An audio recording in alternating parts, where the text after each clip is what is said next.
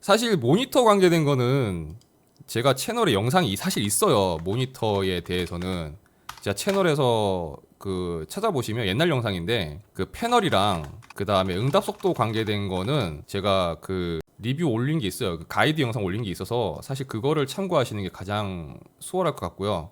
자, 일단 응답 속도를 얘기하는데 응답 속도가 그 요새 GTG 기준을 많이 써요. 일단은 이게 높게 잡혔다라는 건 패널이 그 영상을 처리해 주는 화면에 뿌려주는 이 반응이 빠르다는 거예요. 5ms 사실 이하는 민감한 분들이 아니라면 아마 큰 차이를 느끼기는 힘들지 않을까. 1ms가 각광받기 시작했던 건 사실 그렇게 오래되지 않았어요. IPS 패널에서 기반으로 했을 때 그 게이밍용 모니터가 나올 때만 해도 대부분 5ms였어요. PC의 성능이 좋아져서 프레임이 이제 이전과는 다르게 좀 많이 높게 나오잖아요. 그리고 모니터도 이제는 고주사율 모니터들이 나오기 시작하면서 1초 동안 여러분들이 인식은 하지 못하더라도 눈앞에 지나가는 단일 사진으로 칩시다. 사진의 개수가 많아지고 그 사진들이 보여주는 움직임이 굉장히 좀 액티브해지잖아요. 좀 이렇게 막 빨리빨리 이제 움직이는 게 많이 많아졌단 말이에요. 그렇다 보니까 이제 응답 속도와 그 주사율이 이제 관심을 받기 시작하는 건데, 그러면 아마 이런 얘기를 할 거예요. 그럼 도대체 난 게임을 좋아하는데 어떤 모니터를 사야 하나?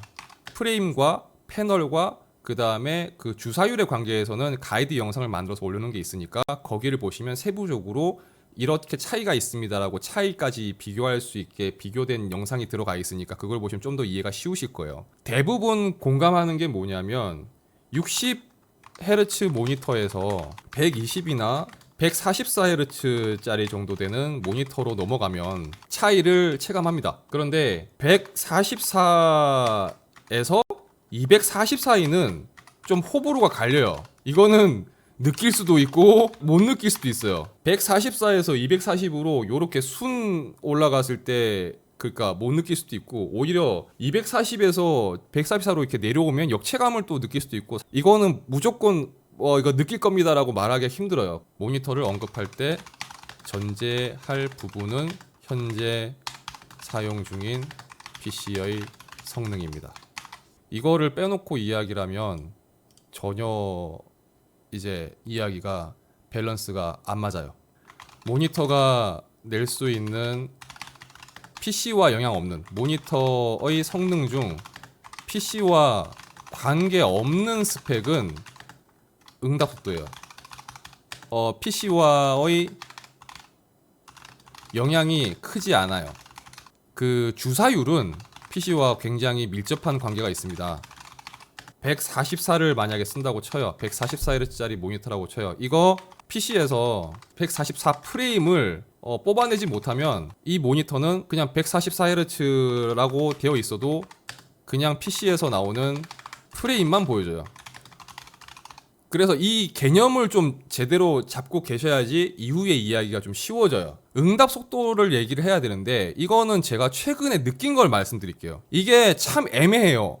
왜 애매하냐면 아주 고응답 속도의 모니터들을 리뷰하면서 느끼는 건데, 모니터 스펙 중에 응답 속도는 PC의 사양과는 크게 관계는 없다라고 말씀드리면서 제가 뒤에 이런 말 했어요. 그래도 관계 부분이 좀 적다, 아예 없다라고 말씀 안 드린 이유가, 그러니까 적다라고 말씀드린 이유가 뭐냐면, 우리가 그냥 생각할 때는 아니 모니터의 응답 속도가 뭐 PC하고 무슨 관계가 있어, 주사율이 관계가 있지, 이렇게 생각할 수 있는데, 저도 사실 그렇게 생각을 해왔는데 최근에 리뷰하면서 느낀 게 모니터들의 응답 속도가 패널의 그 네이티브 응답 속도가 아니라는 거예요.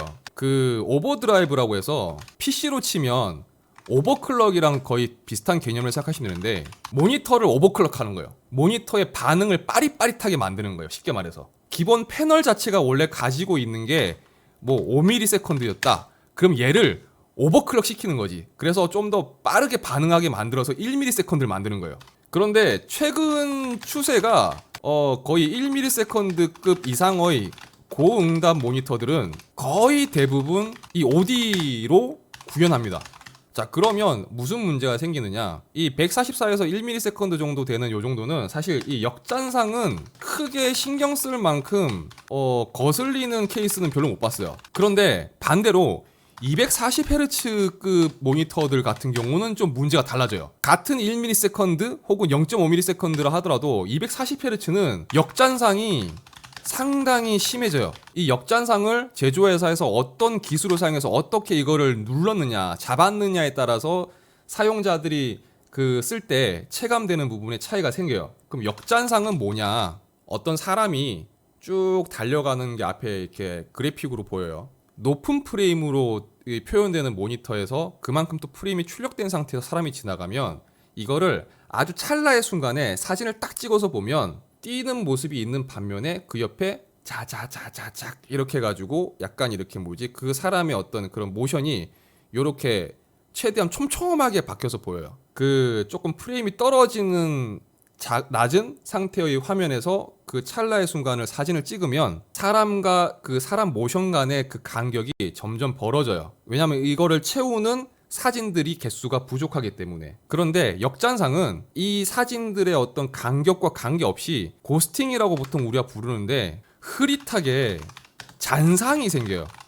그 이미지와 잔상이 겹쳐지면서 굉장히 눈에 거슬리는 그런 화면이 출력이 돼요.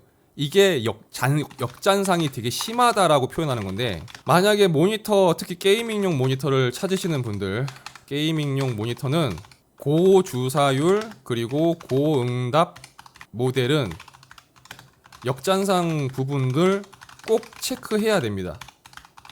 이게 요새 제가 계속 느끼는 부분이에요. 이거는 반드시 꼭 체크해봐야 되겠다라고 말씀드리는 거예요. 그래서 만약 리뷰를 보시더라도 있는지 없는지 보시고 있다면 그거를 참고하시는 게 도움이 될 거라고 생각이 듭니다.